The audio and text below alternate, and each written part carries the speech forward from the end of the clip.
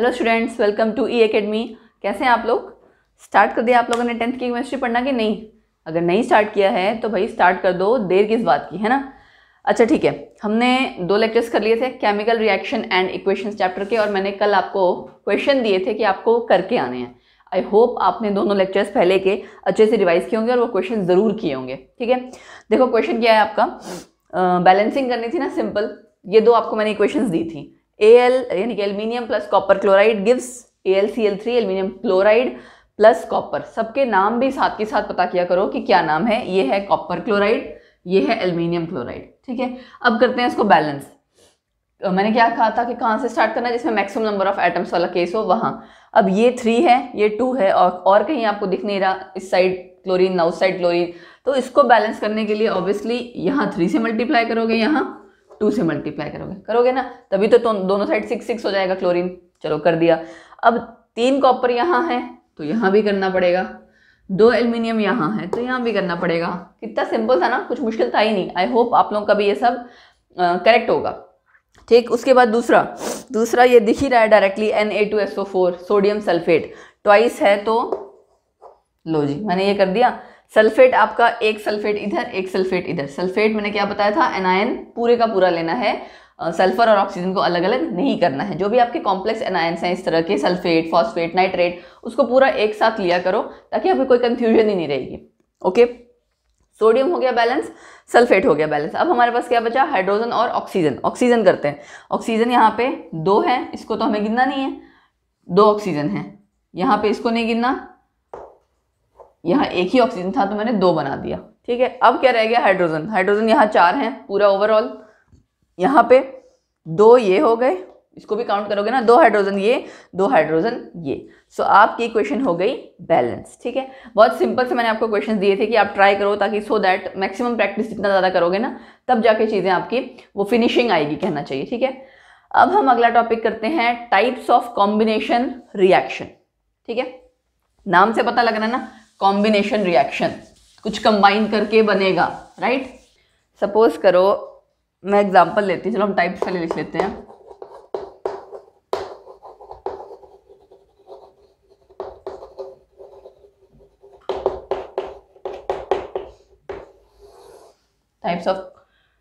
Types of chemical reaction लिखा था मैंने, कॉम्बिनेशन रिएक्शन लिख दिया directly. I should rub this one, ये आपका आएगा केमिकल रिएक्शन।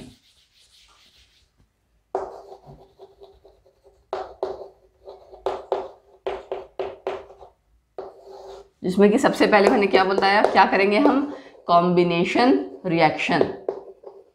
कॉम्बिनेशन नाम से ही पता लग रहा है कि कुछ प्रोडक्ट आपका बनेगा, राइट। कोई चीज़ आपकी कंबाइन करेगी एंड आपका प्रोडक्ट बनेगा। क्लियर है। सो अगर सपोज करो मैं एग्जांपल लेती हूँ, अगर मैं आपसे कहूँ, हमने एग्जांपल ले लिया, चलो कैल्शियम ऑक्साइड का लेते हैं, सिंपल है आपके लिए, प्लस वाटर। कैल्शियम ऑक्साइड किस नाम से जाना जाता है, क्विक लाइम, ठीक है, या फिर लाइम। ये आपका जो आपके 2-3 कंपाउंड्स हैं ऐसे कैल्शियम के, जो सीमेंट इंडस्ट्री में बहुत ज़्यादा यूज होते हैं, सीमेंट जहाँ बनता है ना वो वाला। ठीक है, तो क्विक लाइम जब आपका वाटर के साथ कंबाइन करेगा तो क्या बनाएगा, कैल्शियम हाइड्रोक्साइड प्लस हीट निकलेगी। हीट निकलेगी मतलब कैसी रिएक्शन हो गई है, एक्सोथर्मिक रिएक्शन। ठीक है, चलो वो चीज़ मैं बाद में बताऊंगी, पहले ये देखो, 2 या 2 से ज़्यादा कंपाउंड्स आपके मॉलिक्यूल्स जब रिएक्ट करेंगे, कोलाइड करेंगे और एक प्रोडक्ट बनाएंगे कंबाइन होके, that is the type of, मतलब आप उसको क्या कहोगे, कौन सी रिएक्शन है, कॉम्बिनेशन रिएक्शन। ठीक है, कंबाइन कर रहे हैं 2 या 2 से ज़्यादा आपके मॉलिक्यूल्स, कंपाउंड्स, और वो कंबाइन करके क्या बना रहे हैं, सिंगल प्रोडक्ट। तो हम इसके लिए क्या बोलेंगे, single product is formed, single product is formed from 2 or more या 1 or 2 substances या compounds। ठीक है, क्लियर। चलो, तो मैं आपको ये बता रही थी कि ये क्या है, क्विक लाइम, ये है कैल्शियम हाइड्रोक्साइड, आप इसको बोलते हो CIUM, कैल्शियम हाइड्रोक्साइड। ये क्या नाम हुआ है इसका, कैसा नाम हुआ, केमिकल नेम। लेकिन जो जिस नाम से सबसे ज़्यादा जाना जाता है वो है स्लेक्ड लाइम। ये सारे नाम बहुत ज़रूरी हैं कि अगर मैं बोल रही हूँ वॉशिंग सोडा तो किसको कहते हैं, बेकिंग सोडा, बेकिंग पाउडर, ठीक है। अच्छा, ब्लीचिंग पाउडर, ये सब आपने ऑलरेडी कुछ कुछ चीज़ें पढ़ी होंगी, कुछ आपको अभी हो सकता है दोबारा पढ़ने को मिलेंगी, तो ये ध्यान देते रहना। अच्छा, ऐसे एक नाम तो इसका क्विकलाइम हो गया, दूसरा क्या नाम होगा इसका, कैल्शियम ऑक्साइड, ठीक है। तो क्या बना देखो आपका, कैल्शियम ऑक्साइड और वाटर को आप रिएक्ट करा के बना रहे हो कैल्शियम हाइड्रोक्साइड प्लस हीट निकल रही है। हीट जब उस साइड लिखेंगे तो इसका क्या मतलब है, राइट हैंड साइड क्या होता है, आपके प्रोडक्ट्स होते हैं ना इस साइड, राइट हैंड साइड आपके होते हैं प्रोडक्ट्स और लेफ्ट हैंड साइड आपके होते हैं रिएक्टेंट्स, ठीक है।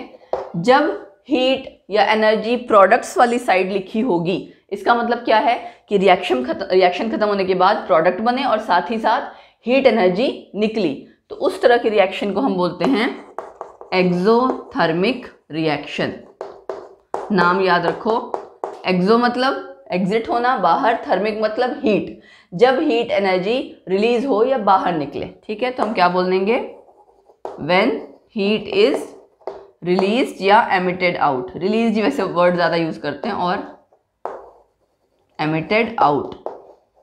जब हीट या एनर्जी एक ही बात है ना, किसी भी फॉर्म में इज रिलीज्ड आउट और आप ये कह सकते हो इज एमिटेड आउट, तो हम उसको कहेंगे एक्सोथर्मिक रिएक्शन। एग्जांपल जैसे ये वाला हो गया, बहुत बार आप टेस्टिंग करोगे, मैंने आपको बताया था ना, हम वो कर रहे होते हैं, एक्सपेरिमेंट कर रहे होते हैं, बीकर अगर छुए तो बीकर गर्म हो जाता है, तो क्या है वो एक्सोथर्मिक रिएक्शन है, ठीक है।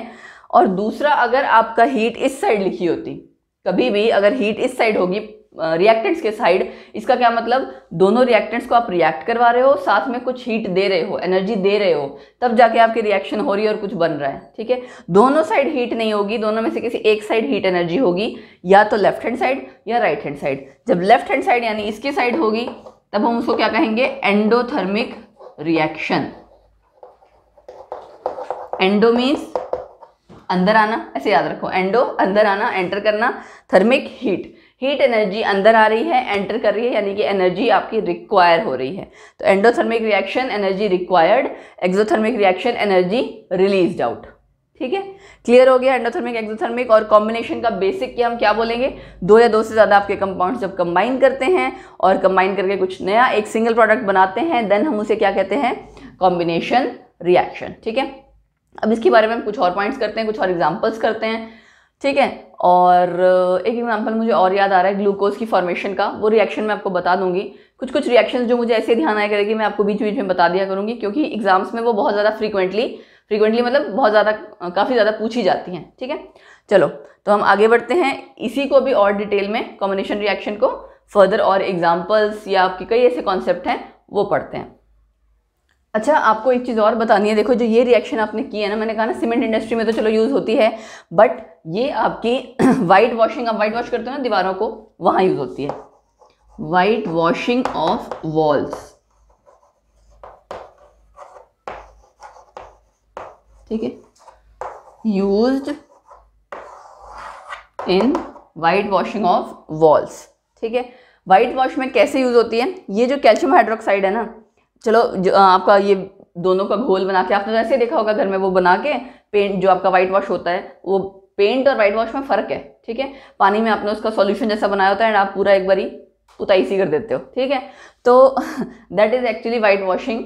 लेकिन आपने देखा होगा जब हम करते हैं तब फिनिशिंग नहीं आती, शाइनी सा जो चीज़ आती है ना, वो 2-3 दिन बाद आती है। वो एक्चुअली 2-3 दिन बाद क्यों आती है, क्योंकि 2-3 दिन तक क्या होता है, ये जो कैल्शियम हाइड्रोक्साइड बना होता है ना, वो जो ऑब्वियसली वाइट वॉश जो आप कर रहे हो यही है, तो वो कार्बन डाइऑक्साइड के साथ कंबाइन करके कैल्शियम कार्बोनेट बना देता है।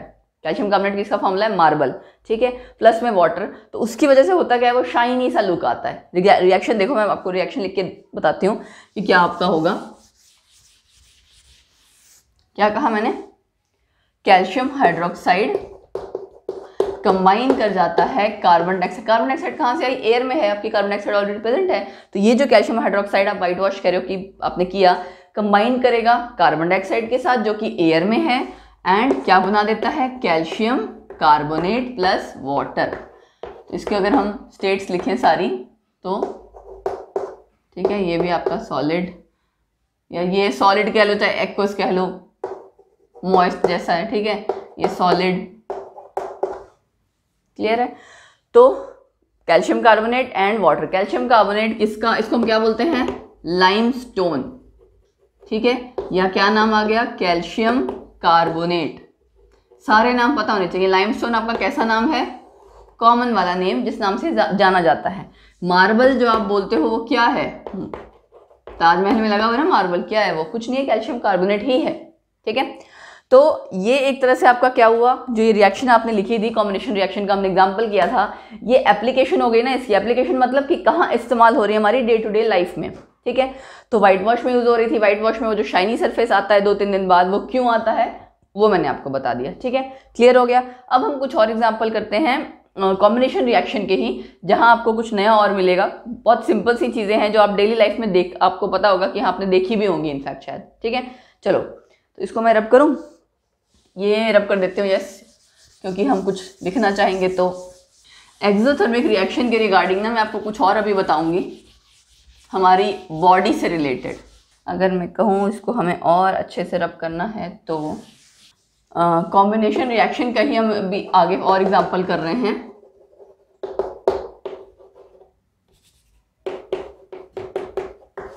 अगर मैं आपसे पूछूं एग्जाम में, चलो ऐसे भी पूछा जाता है, बर्निंग ऑफ कोल, ये पूछा जाएगा बर्निंग ऑफ कोल। अब क्या पता लगेगा बर्निंग ऑफ कोल क्या होता है, तो ये आपको इस तरह से जरूरी नहीं है रिएक्शन हमेशा दी होगी कि आपको एक प्रोडक्ट बनता नजर आ रहा होगा। बहुत बार ऐसा होगा कि आपको खुद से आइडेंटिफाई करना पड़ेगा कि कौन से टाइप की रिएक्शन है, ठीक है। लाइक अगर मैं लिखती हूँ बर्निंग ऑफ कोल, कोल का मतलब क्या है, कार्बन, सॉलिड फॉर्म में जो आप ले रहे हो, ठीक है। और बर्निंग मतलब O2 की प्रेजेंस में उसको रिएक्ट करा रहे हो, क्या बन रहा है, CO2, ठीक है। तो ये आपका बन तो रहा है एक प्रोडक्ट, तो हम इसको क्या बोल देंगे, एक्चुअल में कैसी एक कॉम्बिनेशन रिएक्शन है, लेकिन बर्निंग ऑफ कोल है क्योंकि आप कार्बन की फॉर्म को जला रहे थे। चलो एक और एग्जांपल करें, फॉर्मेशन ऑफ वाटर। यहाँ तो नाम से पता चल रहा है भाई, फॉर्मेशन ऑफ वाटर। फॉर्मेशन यानी प्रोडक्ट में आपका कुछ बन रहा है, सिंगल प्रोडक्ट बन रहा है, कैसे, H2O2 H2O। बैलेंस है ये, नहीं है, अब है बैलेंस, अभी भी नहीं है, अब हुआ, यस अब हो गया, राइट। सो बैलेंस जरूर करना। फॉर्मेशन ऑफ वाटर और बर्निंग ऑफ कोल, ये सब आपकी क्या है, कॉम्बिनेशन रिएक्शन। अब एक चीज़ मैं आपसे पूछती हूँ, आपने कभी नोट किया जो आप खाना खाते हो वो कहाँ जाता है, अंदर डाइजेस्ट होता है। खाना खाते हो आप, डाइजेस्ट होता है, वो आपको एनर्जी देता है, ठीक है। एनर्जी जो दे रहा है वो एक तरह से सारा प्रोसेस क्या हुआ, मतलब एक्सोथर्मिक हुआ या एंडोथर्मिक, एनर्जी आपकी क्या हो रही है, बाहर निकल रही है ना। रिएक्शन में आपको भी बताऊंगी, 2 रिएक्शंस हैं, एक तो आपका CO2 और वाटर दोनों कंबाइन करके बनाते हैं ग्लूकोज, ठीक है, प्लस ऑक्सीजन। जो ये रिएक्शन आपकी किस में होती है, मैं रिएक्शन लिख देती हूँ तो आपको ज़्यादा समझ में आ जाएगा। 6CO2 + 6H2O गिव्स, ठीक है, और C6H12O6 + 6O2। चेक कर लेते हैं एक बार बैलेंस है या नहीं। 6 कार्बन यहाँ हो गया, हाइड्रोजन नहीं, ऑक्सीजन कर लेते हैं पहले, ऑक्सीजन 12 है, इधर 6 दूनी 12, यहाँ पे भी है, अच्छा हाँ यहाँ ये है, तो 6 ये हो गए एंड 6 × 2 12, ठीक है। ऑक्सीजन भी बैलेंस है और 12 हाइड्रोजन है, यस, तो ये बैलेंस हो गया। ये रिएक्शन देखो क्या है, आपने पढ़ी होगी प्लांट्स में क्या होता है, फोटोसिंथेसिस, ठीक है।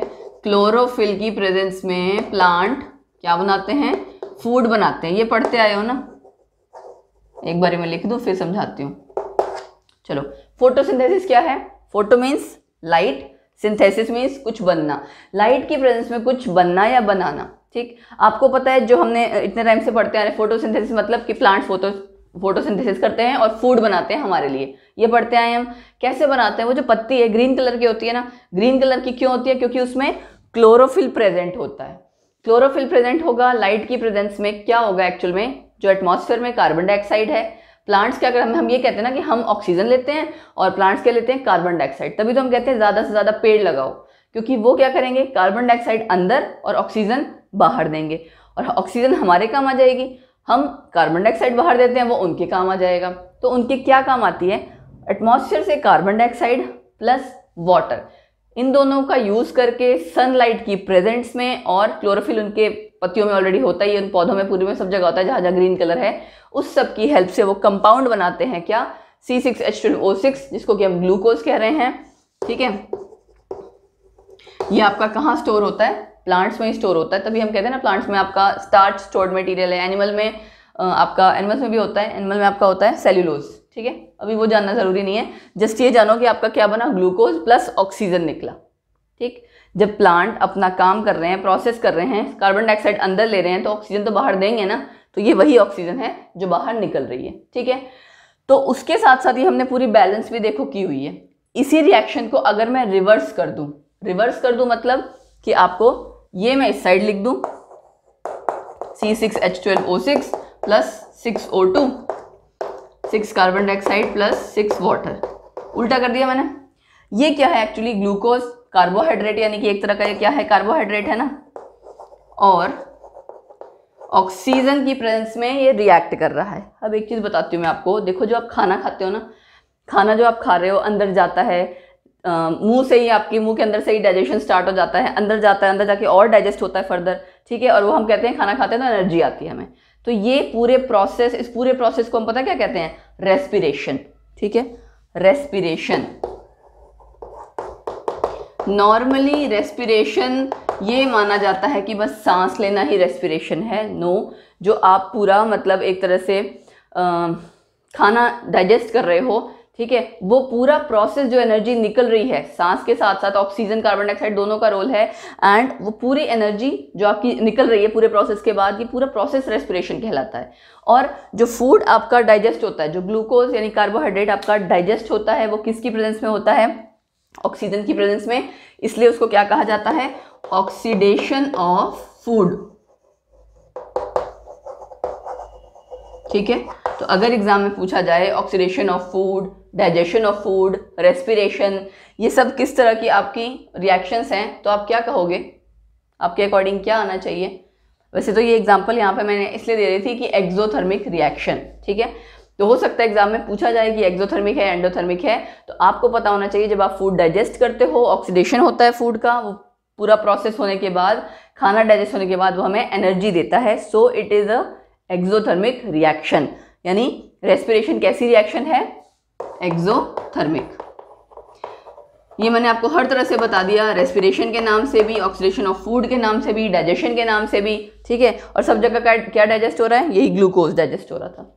ठीक है ना, बाकी फर्दर आगे टूटता जाता है, मतलब जैसे फर्दर टूटेगा, ऑक्सीजन निकलेगी, ऑक्सीजन आपकी टिश्यूज में, लंग्स में, जहाँ जहाँ जानी है वहाँ जाएगी। वो काफ़ी लंबा प्रोसीजर है, तो वहाँ मैं बायो इंक्लूड नहीं करूँगी। मैंने जस्ट आपको बायोकेमिस्ट्री वाला पार्ट बताया कि हमारी बॉडी में जो रिएक्शन हो रही है वो एग्जैक्टली क्या हो रही है। ठीक है, ब्रेक डाउन हो रहा था ना, टूट रहा था, टूटने के बाद एनर्जी निकल रही थी, सो इसलिए हमारी वो एक्सोथर्मिक रिएक्शन हो गई।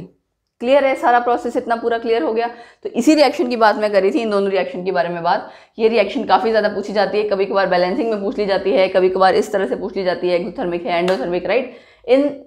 इस तरीके से ये आपकी जो रिएक्शंस हैं थोड़ी बहुत पूछ ली जाती हैं। चलिए कुछ और एग्जाम्पल या आगे फर्दर डिस्कस करते हैं और फर्दर नेक्स्ट टाइप करेंगे उसके बाद फिर। अगर हम एक और एग्जाम्पल करना चाहें एक्सोथर्मिक रिएक्शन का, क्योंकि ये मैं इसलिए बता रही हूँ क्योंकि एग्जाम में आपको वही सेंटेंस लिखा हुआ आएगा और पहचानना होगा एक्सोथर्मिक है कि एंडोथर्मिक। अगर मैं बोलती हूँ decomposition of vegetable matter into compost, ठीक है, वेजिटेबल मैटर मतलब कि जैसे सपोज करो हम कहते हैं ना खाद बनाते हैं हम लोग खेतों में, या जिन्होंने किचन गार्डन बनाया होता है छोटा सा अपना घर में, तो वो क्या करते हैं, जो भी आपकी सब्जी और सारी चीज़ें हैं उसको डीकम्पोज करने के लिए वो अपने खेत में ही फेंक देते हैं। वो अपने आप सड़ती जाएगी, आप ये कह सकते हो उसका प्रोसेस होता जाएगा। कैसे? क्योंकि आपकी मिट्टी में माइक्रो ऑर्गेनिजम्स हैं, वो उसको कन्वर्ट करते जाएंगे खाद में। ठीक है, तो ये भी आपका एक तरह का एक्सोथर्मिक रिएक्शन है। ठीक है, याद रखना एक्सोथर्मिक रिएक्शन इसलिए है क्योंकि कहीं ना कहीं किसी ना किसी फॉर्म में एनर्जी रिलीज हो रही होती है इसमें भी, इस प्रोसेस में भी। सो decomposition of vegetable matter into compost is called as या is a type of an exothermic reaction। ठीक है, ये आपकी पूरी कंप्लीट हो गई कॉम्बिनेशन रिएक्शन। अच्छा, अब हम करते हैं डीकम्पोजिशन रिएक्शन। सेकेंड टाइप है डीकम्पोजिशन रिएक्शन। एक तो जो मैंने अभी बोला ना वेजिटेबल मैटर डीकम्पोज होगा इनटू कंपोस्ट, वो इसी का एग्जांपल हो जाएगा। अगर आप टाइप्स ऑफ रिएक्शन की बात करो तो इसका एग्जांपल हो जाएगा। बट उसको हम छोड़ देते हैं, कोई एक नया एग्जांपल लेते हैं। सपोज कीजिए मैंने लिया FeSO4 7H2O। पहले तो जब आप इसको हीट करोगे ना, हीट करने पे क्या होता है, ये FeSO4 रह जाता है, वाटर ऑफ क्रिस्टलाइजेशन चला जाता है। तो ये इसका पहले तो ग्रीन कलर के क्रिस्टल्स होते हैं, ग्रीन कलर FeSO4 के, यहाँ आके आपका क्या हो जाता है, कलरलेस, कलर चेंज हो जाता है आपका, ठीक है। और उसके बाद फर्दर जब आप इसको हीट करते हो तो ये बनाता है, हीट के लिए तो हीट लिखा होता है, ट्रायंगल बना होता है, ठीक है। ये आपका बनाता है Fe2O3 plus SO2 plus SO3। ये दोनों गैसियस स्टेट में है, ये सॉलिड स्टेट में है, ये आपका था ही ऑलरेडी सॉलिड। अब हम बैलेंस कर लें, क्योंकि बैलेंस नहीं था, 2 आयरन 2 आयरन, ठीक है। चलो अब यहाँ सल्फेट पूरा नहीं ले सकते हो कि वो देखो आगे अलग अलग हो गए हैं, तो आपको क्या करना है, 2 सल्फर है इस साइड, यस यहाँ पे भी 2 सल्फर है, आयरन और सल्फर तो हो गए। ऑक्सीजन करते हैं, ऑक्सीजन 3 3 3 6 एंड 2 8, ठीक है, 8 ऑक्सीजन है। अरे वाह, ऑलरेडी बैलेंस है, 4 × 2 8, तो ऑक्सीजन भी आपकी बैलेंस है, ये इक्वेशन आपकी पूरी बैलेंस हो गई। तो ये देखो आप यहाँ क्या कर रहे हो, एक कंपाउंड आपका टूट रहा है, टूट के 2 या 2 से ज़्यादा कंपाउंड्स बना रहा है। इस तरह की रिएक्शन को हम क्या कहेंगे, डीकम्पोजिशन। क्यों? क्योंकि आपका रिएक्टेंट डीकम्पोज हो रहा है और 2 या 2 से ज़्यादा कंपाउंड्स बना रहा है, ठीक है। अब बात आती है किसकी हेल्प से हो रहा है, ये हीट की हेल्प से, तो हम इसको क्या बोल देंगे, थर्मल डीकम्पोजिशन। थर्मल डीकम्पोजिशन, ठीक है। ऐसे ही अगर मैं एग्जांपल ले लूं कैल्शियम कार्बोनेट का, कि इसको मैं हीट करूं तो क्या बन जाएगा, ये बनेगा, ये भी थर्मल डीकम्पोजिशन का एक उसकी टाइप है, ठीक है। कैल्शियम कार्बोनेट आपका, ये तो रिएक्शन आपने अभी भी की थी थोड़ी देर पहले भी, ये रिएक्शन बहुत बार आएगी, ठीक है। कैल्शियम कार्बोनेट जब आपका टूटेगा तो बनाएगा calcium oxide plus carbon dioxide, this is also a type of decomposition reaction. उसमें भी कौन सी, थर्मल डीकम्पोजिशन रिएक्शन, क्योंकि इन सब में हीट का यूज करके इसको तोड़ा जा रहा है और कंपाउंड्स बनाए जा रहे हैं, ठीक है। तो ये आपको सपोज करो टेस्टिंग के नाम पे भी आ सकता है कि इस तरह से पूछ लिया जाए कि एक टेस्ट ट्यूब थी, उसमें हमने आयरन सल्फेट के, हाइड्रेटेड आयरन सल्फेट के क्रिस्टल्स लिए, उसका पहले या फिर ऐसे हो सकता है ये बताया ना जाए कि हाइड्रेटेड है, ये कहा जाए कि आयरन सल्फेट के क्रिस्टल्स थे, ग्रीन कलर का थे वो, और कन्वर्ट हो गए वो, जब उसको हमने हीट किया तो उसका कलर चेंज हो गया, ग्रीन कलर चला गया। अगर इतना खाली बताया जाए और आपसे ये पूछा जाए किस टाइप की रिएक्शन है, तो आपको पता होना चाहिए कि क्या प्रोसेस हो रहा है, कैसे फर्दर चीज़ें चेंज हो रही हैं, ठीक है। तो इस वजह से आपको एक्टिविटी के फॉर्म में भी क्वेश्चन पूछा जा सकता है, कहते हैं ना एक्टिविटी बेस्ड क्वेश्चन, वो भी आ सकता है, डायरेक्ट रिएक्शंस के तौर पे भी आ सकता है, छोटे छोटे कंसेप्चुअल्स भी आ सकते हैं, ठीक। ये तो हो गई डीकम्पोजिशन की एक टाइप, थर्मल डीकम्पोजिशन।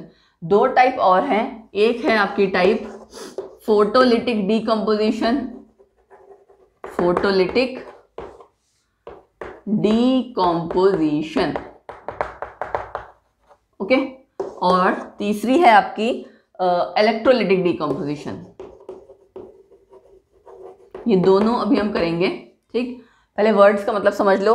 फोटो मतलब लाइट, लिटिक वर्ड का मतलब होता है टूटना, ब्रेक, ठीक है। लिटिक का मतलब ये होता है ब्रेक डाउन होना, टूटना। फोटो का मतलब लाइट, दूसरे कलर से यूज कर लेती हूँ मैं, है ना। फोटो का मतलब हो गया लाइट, यहाँ इलेक्ट्रो का मतलब हो गया इलेक्ट्रिसिटी, क्लियर है। तो हिंट तो लग ही गया होगा इसका क्या मतलब है। फोटोलिटिक डीकम्पोजिशन मतलब लाइट का यूज करके, यानी सनलाइट का यूज, यूजुअली सनलाइट होता है, सनलाइट का यूज करके अगर आप डीकम्पोजिशन करवा रहे हो किसी कंपाउंड की, तो वो आपका आ जाएगा फोटोलिटिक डीकम्पोजिशन में। और अगर आप इलेक्ट्रिसिटी का यूज करके डीकम्पोज करवा रहे हो तो इलेक्ट्रोलिटिक डीकम्पोजिशन, ठीक है आपका सिंपली डीकम्पोजिशन रिएक्शन। बस हमारा जो सोर्स है या तरीका है उस कंपाउंड को तोड़ने का वो अलग अलग है, ठीक। इसके दोनों के एग्जाम्पल करते हैं, ओके। फोटोलिटिक डीकम्पोजिशन का एग्जाम्पल करते हैं हम।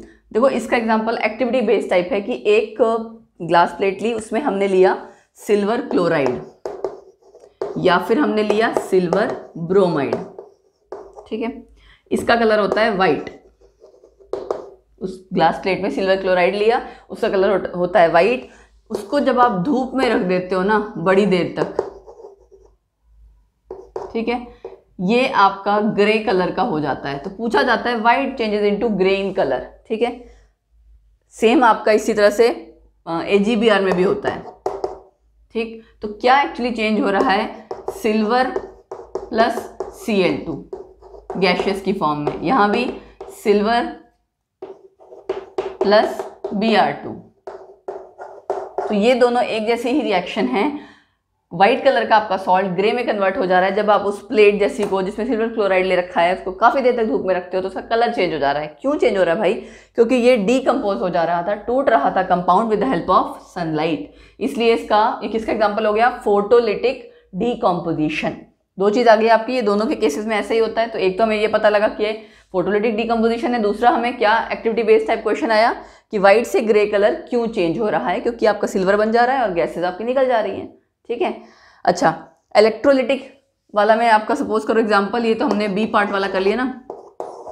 इलेक्ट्रोलिटिक में आपने कभी देखा हो, इलेक्ट्रिसिटी हम पास करते हैं किसी चीज़ से, आपने देखा है कभी वो एग्जांपल ऐसे इधर से भी कुछ आपका लगा हुआ है, इधर से भी कुछ लगा हुआ है, ठीक है, इसको आपने ऐसे कनेक्ट कर रखा है, बैटरी जैसा क्रिएट कर रखा है। ठीक है, ये दोनों जो आपके होते हैं ये क्या होते हैं, इलेक्ट्रोड्स।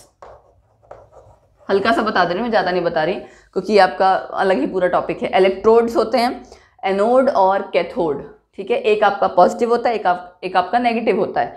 तो ये जब आप जोड़ दोगे, बैटरी प्रोवाइड कराओगे, तब आपका सर्किट पूरा होता है। सर्किट पूरा होगा तो करंट ट्रैवल करेगा, करंट ट्रैवल करेगा मतलब इलेक्ट्रिसिटी पास करोगे आप। इलेक्ट्रिसिटी आपके इस सॉल्यूशन में जो भी यहाँ नीचे सॉल्यूशन ले रखा है उसमें से पास होगी, तो ऑब्वियसली आपका कुछ ना कुछ सॉल्यूशन जो भी जिस भी चीज़ का था, आपका H2SO4 था, वाटर था, जो भी था, वो आयोनाइज होगा। आयोनाइज होगा तो मतलब कैटायन एनायन अलग अलग बनेंगे, फिर अपने चार्ज के हिसाब से अपोजिट इलेक्ट्रोड्स के ऊपर जाके वो डिपॉजिट हो जाते हैं और कुछ ना कुछ किसी आपके एलिमेंट में या गैस में कन्वर्ट होते हैं। तो ये पूरा आपका जो एक्सपेरिमेंट है ये एक तरह से इलेक्ट्रोलिसिस होता है कि इलेक्ट्रिसिटी की मदद से ब्रेक डाउन होना, डिकम्पोज होना। ठीक, तो इसी में सपोज करो अगर मैं कहूँ इलेक्ट्रोलिसिस ऑफ वाटर, एग्जाम्पल देखो, इलेक्ट्रोलिसिस ऑफ वाटर किसी भी रूप में आपसे क्वेश्चन पूछा जा सकता है, किसी भी फॉर्म में, तो रेडी रहना एग्जाम में। ठीक है, वाटर आपका ब्रेक डाउन होगा किसमें, H2 प्लस O2। क्या ये बैलेंस है, नो, हम यहाँ पे 2H2O कर दें, ए हो गया अब, यस। ये आपका यहाँ पे पता है लिखा होता है इलेक्ट्रिक करंट, इस तरह से लिखा होता है।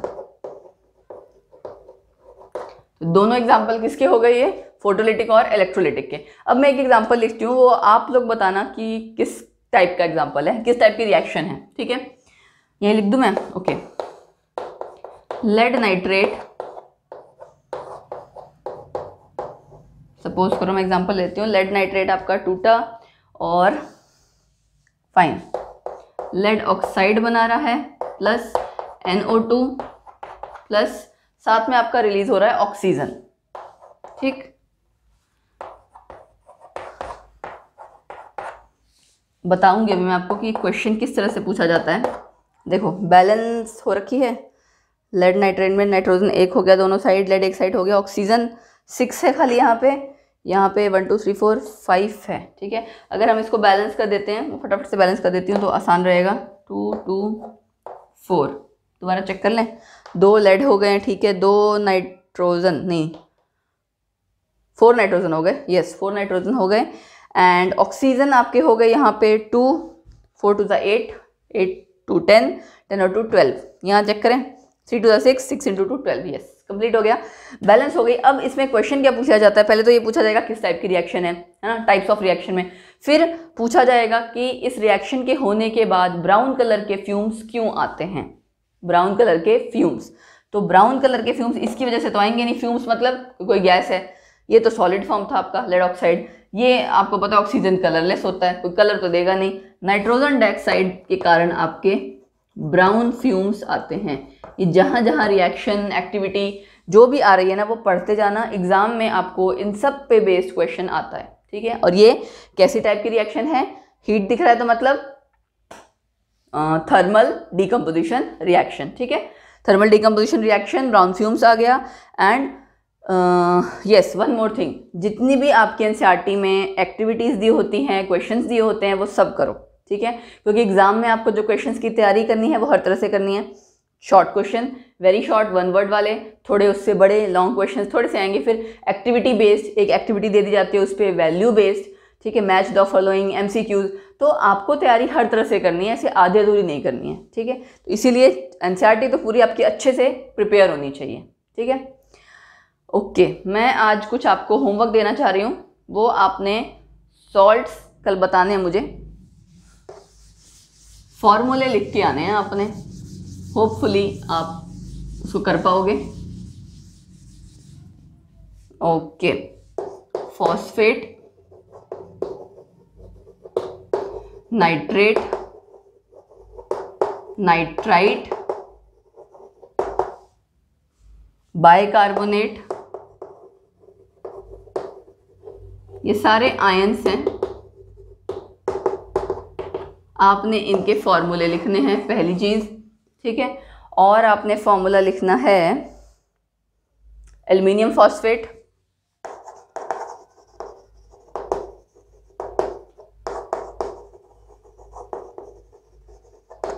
एक आपका हो गया एल्युमिनियम फॉस्फेट, एक आपको मैं देती हूँ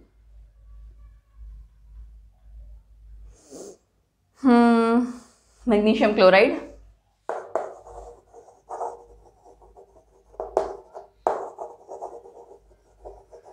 ठीक है। और क्या आपको दिया जाए, एल्युमिनियम आ गया, ओके, ठीक है। कुछ ऐसा जो यूजुअली ज़्यादा पूछा जाता है ना, इसलिए लेड नाइट्रेट वाला फॉर्मूला आपका आ ही गया। ये किसका फॉर्मूला है, चलो इतने करके आना। इन चारों के आपको फॉर्मूले लिखने हैं, इनके भी फॉर्मूले लिखने हैं, और ये बताना है, इसका नाम बताना है, इसका उल्टा बताना है आपको, ठीक है, क्लियर है। सो आज के लिए इतना ही।